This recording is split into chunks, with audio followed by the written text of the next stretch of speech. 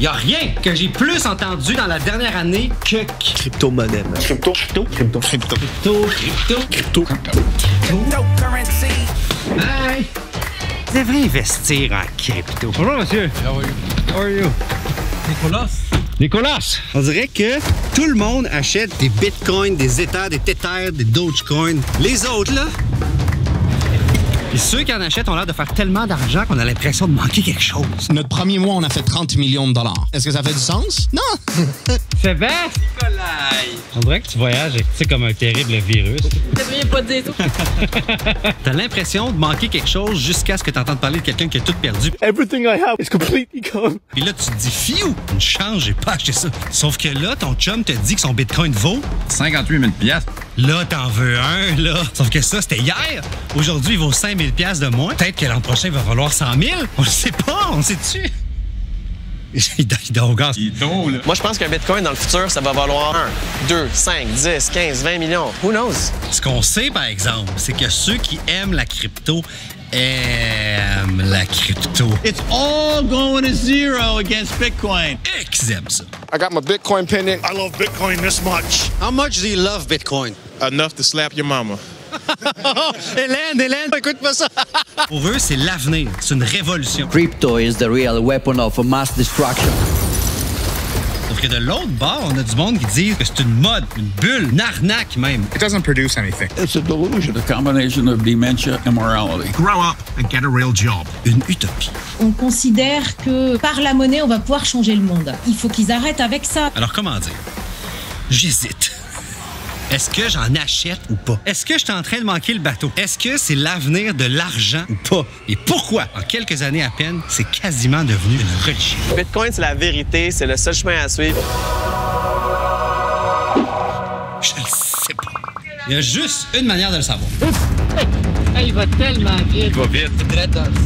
Et tabarouette. T'as bien mis, là? Bon, je suis à Miami, pas ici, là, parce que je veux aller à la place la plus crypto qui existe, à Bitcoin 2022, la plus grosse conférence mondiale sur le Bitcoin. Le billet VIP pour assister à cette conférence coûte 20 000 $. On a demandé une passe média. Ça, gars, c'est drette dans un volcan. La liste des conférenciers a pas rapport, OK? Jordan Peterson, Serena Williams. It's obviously the future. Le président du Salvador, une sénatrice américaine, le champion des poids lourds de la UFC. Il y a 30 000 personnes qui sont attendues pour y assister. Il y a du monde. Filmes-tu le monde? Oui. Et qu'il y a du monde. Je vous invite à me regarder tout le temps que je me rends là-bas. Filme-moi, je fais un Vox Pop. Vox Pop, Seb. Seb, Vox Pop. Bitcoin is the future of everything. The more Bitcoin I got, the better off I am. Gang 11 piastres. Is Bitcoin the future of money or not? Absolutely. Why? Absolutely. Why? The US dollars turning into toilet paper? If I told you I need a tissue, could you spare some of those US dollars? Not yet. Talk to me in a couple of years. You guys know I'm all in. Most of my money for sure is in crypto. The lady on AliExpress said it was real gold, so I definitely trust her. Yeah. It's going to be the future. It's the future of everything that we do. It's a revolution. It's going to change the world. It's my life's mission. Yes. You're not going to stop this. Vox Pop, Vox Pop, Vox Pop. Anybody who doesn't have Bitcoin needs to get some, like Pronto Reno, right now. 2021 a été une année historique pour la crypto-monnaie. Le marché a atteint 3 000 milliards de dollars et le nombre d'utilisateurs dans le monde a dépassé 300 millions. Ouh! Il est chaud! Notre premier intervenant que l'on cherche s'appelle Francis Pouliot. C'est un des premiers au Québec à être sauté dans la vague Bitcoin en fondant deux compagnies, une d'échange et une de paiement en Bitcoin. Et on dirait que l'aventure l'a transformé. Ça, c'est lui il y a quelques années. Et ça, c'est lui maintenant. I'm Francis. I'm the founder of Bull Bitcoin. I got into Bitcoin to bring an end to the era of central banking. Alors, j'ai l'impression qu'il pourrait m'aider à comprendre pourquoi la crypto, pour certains, c'est plus qu'une monnaie. C'est pas, peut-être, je le sens. Il est-il là? Il est-il là? Francis? Francis? On est venu à Miami pour lui parler. On espère qu'il est là. Il est là. Salut. J'ai payé 3,5$ pour une bouteille d'eau petite de même. En Bitcoin, tu as payé? Non, moi, j'ai payé en cash. J'ai pas trop envie de dépenser mes Bitcoins parce que le prix va monter. OK. Je me débarrasse de mon cash en premier. Là. C'est bon, on va aller parler de ça en détail. Là. Ça, c'est correct? Je suis all-in dans Bitcoin. Je suis un total believer. C'est quoi ta vision, toi? Ma vision, c'est que Bitcoin va absorber toutes les autres monnaies, que toutes les autres monnaies vont disparaître et qu'on aura finalement une seule monnaie globale. Il n'y en aura plus de dollars canadiens. Là. Bitcoin is the truth. Bitcoin, c'est la vérité. C'est le seul chemin à suivre. Puis tout le reste, c'est un scam. Quand tu détiens des bitcoins pendant plusieurs années, je veux dire, ton thinking change. Là. Sérieusement, la manière de percevoir le monde change. C'est pas juste un investissement du tout. C'est une manière de concevoir sa propre valeur en tant qu'individu. C'est une manière de concevoir son temps. C'est un gros morceau. Tu peux pas comprendre Bitcoin d'une shot quand tu rentres dedans. Ça t'a pris combien de temps comprendre le Bitcoin? Je veux dire, je vais être bien honnête. Après comme 6-7 ans, j'ai vraiment eu l'impression que j'avais bien saisi. Là. Je sais qu'il y en a qui savent toujours pas c'est quoi de la crypto, mais qui sont rendus trop gênés de le demander parce que ça fait trop longtemps que tout le monde en parle. Hein? Alors voici. Mettons là, que j'achète la barbe à Seb 10 $. Hey, on avait dit 15. Mettons que j'achète la barbe à Seb 15 $.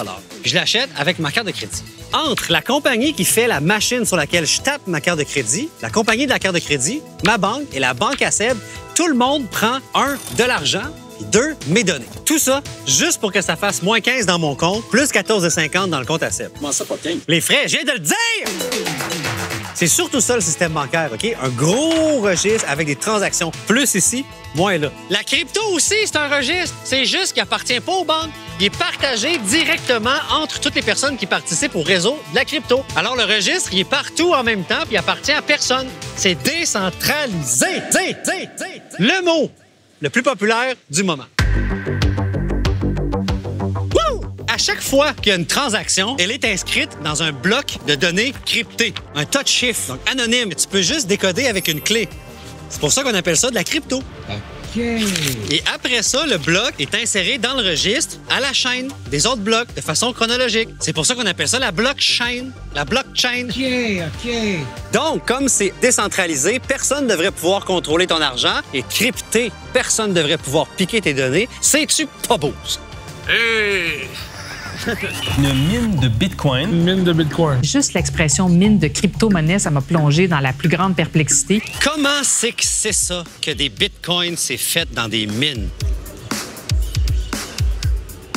J'ai déjà dit tantôt que des transactions cryptées de Bitcoin, c'est rassemblé en blocs. Et le bloc, avant d'être inséré dans la blockchain, il doit être vérifié. Pour vérifier un bloc de transaction Bitcoin, il faut trouver la solution d'un puzzle mathématique complexe. Et c'est un concours mondial perpétuel où celui qui trouve la solution gagne le droit d'insérer le bloc dans la blockchain. Mais en plus, il se crée une dernière transaction dans le bloc qui dit verser 6,25 nouveaux Bitcoins à cette personne-là. Et c'est comme ça que se créent les nouveaux Bitcoins. Mais plus le temps avance, plus le puzzle est difficile à résoudre et plus la récompense en Bitcoin est petite. Alors, aujourd'hui, avec un ordi, t'as pratiquement aucune chance. C'est pour ça que ce sont d'immenses salles pleines de milliers d'ordinateurs qui font le travail. Et participer à ce concours-là, c'est un peu comme chercher de l'or. C'est pour ça qu'on appelle les salles d'ordi des mines. On va s'installer ici sous notre petit végétal. Hein, Seb? Qu'est-ce qu'on fait quand on part de zéro puis on veut acheter de la crypto? Première chose qu'il faut faire, c'est se trouver une plateforme d'échange, un exchange. Il y en a un paquet avec des fonctionnalités différentes. Il y a Coinberry, Coinbase, Wealthsimple, Gemini, Crypto.com. Binance, c'est le plus gros exchange du monde, le plus populaire. Alors, j'ai choisi celui-là. Tu te crées un compte, tu mets tes informations personnelles. Sur Binance, on va demander une photo de mon permis de conduire, une selfie, connaissance faciale, établissent que c'est bien moi. Puis là, t'es verified. Et déjà, un peu mêlé. C'est un petit peu contradictoire avec la philosophie du Bitcoin. Je donne mes infos personnelles, une photo de mon permis et tout. C'est pas sans intermédiaire, pas anonyme. Je me questionne. Une fois que ton compte est ouvert, là, tu peux virer de l'argent dans ton compte sur la plateforme ou tu peux enregistrer une carte de crédit. Puis là, tout ce que tu fais, c'est choisir une crypto, l'acheter. De la crypto, c'est tout. Donc, j'ai fait ça. Je me suis inscrit sur Binance et j'ai acheté pour 100 $ de Bitcoin. Ça m'a donné 97 $ de Bitcoin qui, 4 jours plus tard, valent maintenant 89,66 $. C'est cool. Une fois que tu as acheté ta crypto, c'est pas fini. Non. Il faut que tu la stockes quelque part. Il y a deux manières d'avoir des bitcoins. La première, c'est que tu les laisses à quelqu'un d'autre, genre Binance. Puis là, Binance, leur job, c'est de les sécuriser. Les mauvais côtés de bitcoin, c'est que c'est relativement difficile à sécuriser. Un hacker, il va avoir comme cible un échange qui détient les bitcoins de tout le monde. Il y a des plateformes qui ont été piratées et des dizaines, voire des centaines de millions de dollars de crypto qui ont été volés. Alors, tu peux décider de stocker ta crypto dans un portefeuille déconnecté d'Internet. Les clés sont physiquement détenues sur mon téléphone. Là, le risque, c'est que que je les perde. Je me connais, moi, tu sais, je perdais mes mitaines. Je perds mon téléphone une fois à chaque 6 mois, là. Fait que... Il y aurait, d'ailleurs, ça c'est fou, là, le 5e de tous les bitcoins qui sont perdus, auxquels les gens ont plus accès parce qu'ils ont oublié leur mot de passe ou jeté leur disque dur ou peu importe. Ça, c'est 150 milliards de dollars perdus. Je ris, mais c'est pas drôle, c'est juste que dans l'article du New York Times où ils en parlent, il y a ce gars-là. Des fois, je me couche dans mon lit et j'y pense, dit Stéphane Thomas, à qui il reste 2 tentatives pour trouver le mot de passe. Il y a 280 millions de dollars. Pauvre monsieur, il pense à son mot de passe. Il y a des techniques pour se protéger. Dans Bitcoin, on peut faire un backup. Tu vas faire un backup papier de tes bitcoins. Tu peux avoir des backups encryptés dans le cloud. Il y a plusieurs solutions. Donc, j'ai acheté de la crypto, on l'a mis quelque part, mais est-ce qu'on peut la dépenser? Et on va se prendre un petit snack. On va essayer de payer en bitcoin, hein, sans ralentir tout le monde dans le fil. OK, I have to scan. Sorry, I've never done that before. Hey, là, j'ai l'air fou, là. OK, forget about that. I'll just pay with my credit card. Ça, c'était facile. Pas nécessairement parce que c'est dur, puis je suis juste pas bon. Oh, OK. Autre pays, même mission. Payer en crypto. Peux-tu payer en crypto ici? Non. OK. Bonne chance. Bye. Peux-tu te payer en crypto aussi? Peux-tu te payer en crypto aussi? Tu le prendrais, toi, hein? J'aurais acheté au moins 150 paires de souliers, là. Don't waste your time here. Go downtown. Downtown. Yeah, nice woman you're gonna get with your crypto. OK, tell that to my wife. OK, fait que ça, c'est un guichet automatique. Bitcoin. Tu mets de l'argent, ça te donne des bitcoins direct dans ton petit portefeuille. Il y en aura un peu moins de 300 au Québec, où on peut transformer de l'argent comptant en crypto-monnaie à l'abri des regards. Bon, ça irait plus vite de juste savoir qui accepte la crypto. Et il y avait Montréal Poutine, je les ai appelés, puis il m'a dit non, c'était l'ancien propriétaire. Oh! Burks m'a acheté des Rolex. Mais moi, là, si je tiens à dépenser ma crypto physiquement au jour le jour, la principale solution pratico-pratique qui est disponible, c'est des cartes prépayées liées à la plateforme où tu as ta crypto. Si ta crypto est sur crypto.com, par exemple, tu peux te commander une carte Visa prépayée. Crypto.com. Tout brillante, hein, dans l'espace. Il y en a de toutes les couleurs. Et toi, tu vas dépenser des dollars avec ta carte dans des magasins où les prix sont en dollars. Quand tu y penses, au départ, tu avais des dollars. Là, tu as acheté, mettons, des bitcoins. La plateforme a pris une commission. Là, tu veux dépenser tes bitcoins. Fait que tu vends tes bitcoins, puis tu vas dépenser avec ta carte Visa au magasin.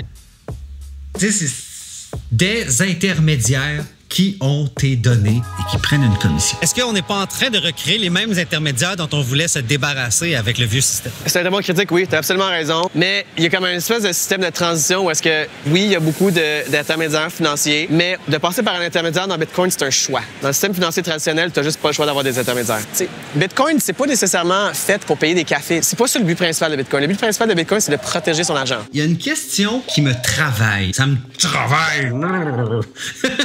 C'est pas tant pratique pour payer dans la vie de tous les jours. Est-ce qu'on a raison d'appeler ça une monnaie? Ça, là, on va le demander à quelqu'un d'autre. On va appeler une économiste spécialiste des crypto-monnaies. Elle s'appelle Odile. On dit crypto-monnaie. C'est elle, gars. Si ça ne sert pas à dépenser dans la vie de tous les jours, est-ce que c'est réellement une monnaie? Une monnaie, elle doit remplir 3 fonctions. Elle doit être l'expression de tous les prix. Elle doit être aussi, évidemment, un instrument de paiement. Et la 3e fonction, c'est la réserve de valeur. Et c'est là que le Bitcoin est extrêmement ambivalent parce que ceux qui l'ont conçu, ils l'ont conçu exclusivement pour être une bonne réserve de valeur. Et en fait, ils en ont fait une marchandise qui prend de la valeur. Dans leur discours, le Bitcoin est souvent comparé à un or digital. Du coup, quand les gens rentrent dans le système Bitcoin, c'est plus pour le conserver en espérant que la valeur augmente plutôt que pour s'en servir comme moyen de transaction. Acheter quelque chose parce que tu penses que ça va monter, c'est quand même une bonne raison, là, on s'entend. Tout joke à part, de manière générale, Bitcoin, ça te donne l'initiative d'épargner. Parce que tu sais que ça va valoir plus dans le futur. Moi, je m'habille, j'ai ma petite ceinture fléchée, j'ai mes petits jeans crottés, j'ai mes petits souliers, puis that's it. Là, je dépense pas trop d'argent parce que j'ai pas envie de me débarrasser de mes bitcoins. Moi, je pense qu'un bitcoin, dans le futur, ça va valoir 1, 2, 5, 10, 15, 20 millions. Who knows? Bon, je suis retourné à Miami. Miami-Dade, même affaire. Un des arguments qu'on entend le plus, OK, c'est que le Bitcoin, à long terme, prend de la valeur alors que l'argent perd de la valeur, l'inflation. Mettons que j'ai $1 million, il y a 100 ans, tu étais comme l'équivalent d'un milliardaire aujourd'hui. En fait, $1 million en 1922 équivaudrait à 16 282 000 aujourd'hui. Tu sais, aujourd'hui, tu hérites d'$1 million, tu dis, ah, ben, je peux m'acheter une maison en Blainville avec ça. Tu sais, big deal, right?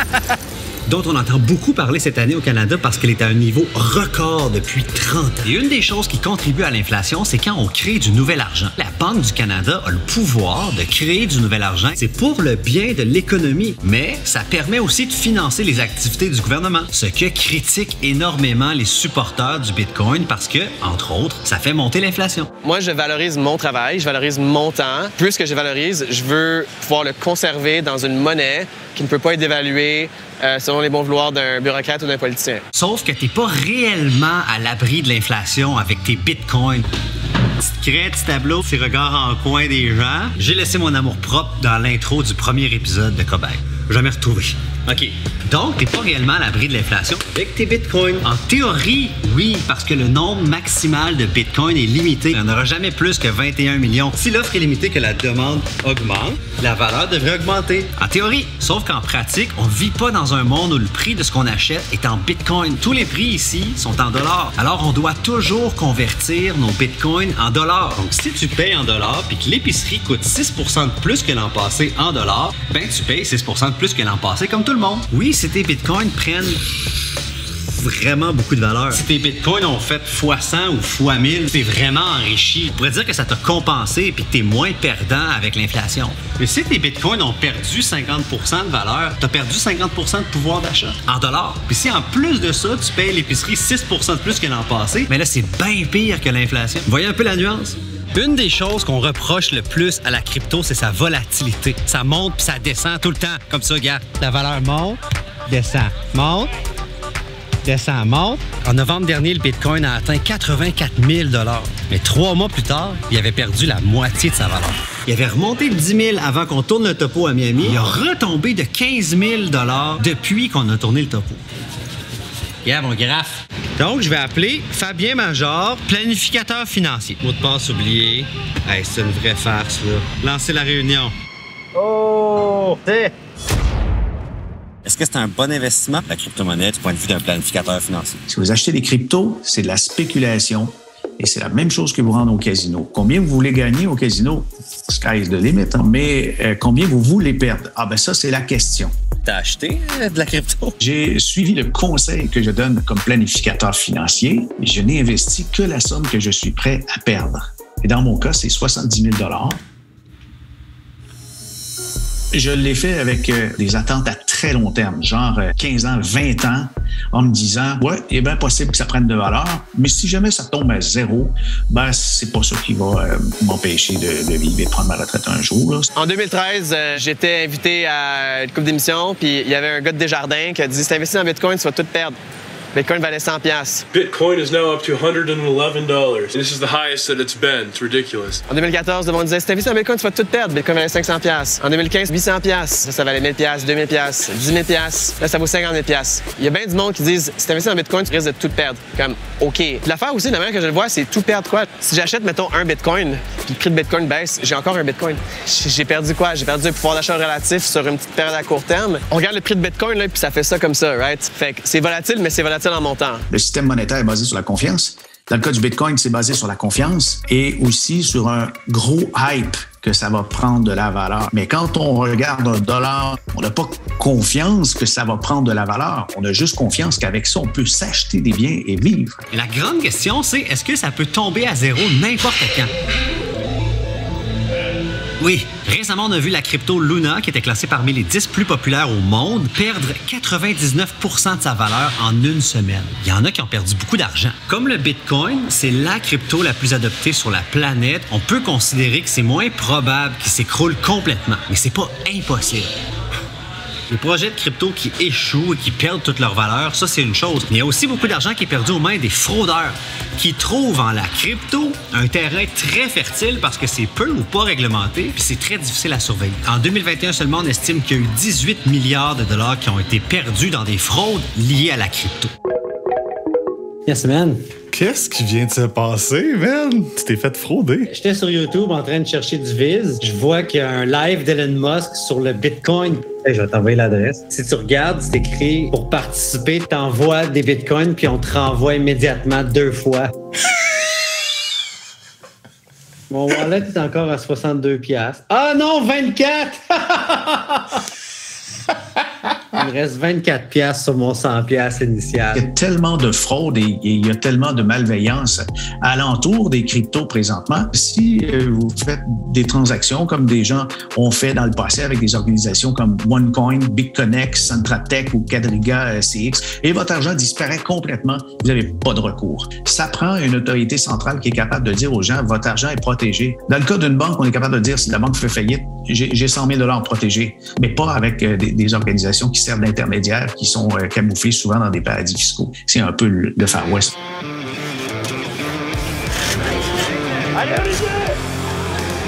Hey, 2 minutes 30 puis je gagne 50 000 $. Une autre chose qu'on reproche à la crypto, et non la moindre, c'est son impact environnemental. Les hangars de milliers d'ordinateurs qui tournent 24 heures sur 24, 7 jours sur 7 pour miner les bitcoins et toutes les autres cryptos qui utilisent le même principe de vérification des blocs, ces mines-là utilisent beaucoup d'électricité. Beaucoup. Et la majorité de cette électricité-là est produite dans le monde, dans des pays où la majorité de l'électricité provient des combustibles fossiles. Okay, Vox Pop! In the midst of a climate crisis, some people say that it's not sustainable. Well, to say that it could never be would be assuming that it will never evolve or ever change. Prends-tu une shot de moi qui prend une shot de toi? Prends une shot de toi qui prend une shot de moi. Attention pas tomber, là. I think we're going to start coming up with better ways to make it environmentally sound. We can mitigate all that. Hydro, nuclear, wind, solar. Honnêtement, je vais être très controversé là-dessus. Ça me dérange pas pantoute. Tu peux verser une larme, là, tu peux crier au nuage. That's just the way it is. Sans le système de mining qu'on a, une monnaie décentralisée peut juste pas exister. Dans le Harvard Business Review, ici, on dit quelque chose de très intéressant. Si pour toi, le Bitcoin, ça sert à rien, c'est sûr que tu vas trouver que l'impact environnemental a pas d'allure. Mais si pour toi, ça va remplacer notre système bancaire et monétaire, c'est une révolution de tous les aspects de nos vies, ben là, peut-être que tu trouves que ce coût environnemental-là, c'est un mal nécessaire puis qu'on devrait réduire nos émissions ailleurs. Hein, ça dépend de la perspective qu'on a. C'est pas une évidence, mais c'est très intéressant. Et s'il y a une chose qui me frappe ici à Miami, OK, là-bas, là, c'est que pour les fans du Bitcoin, c'est bien plus qu'une monnaie. Vox Pop! Money is important, but I don't give a f*** about money. I'm trying to change the whole system. Governments, banks, and religions controlling money and controlling the people, that's the power. And if you have Bitcoin, you can get away from that. Pushing power and responsibility down to the lowest level possible. And that lowest level is the individual. Bitcoin is the people's money. Yeah. Vox Pop, pop, pop, pop, pop, pop, pop. Vox Pop, hi! The government takes too much from us. We really need to have our own money and use that for our wealth. To be financially free from control. Not just in one country, it's the world, man. It definitely represents an interesting future, you understand me?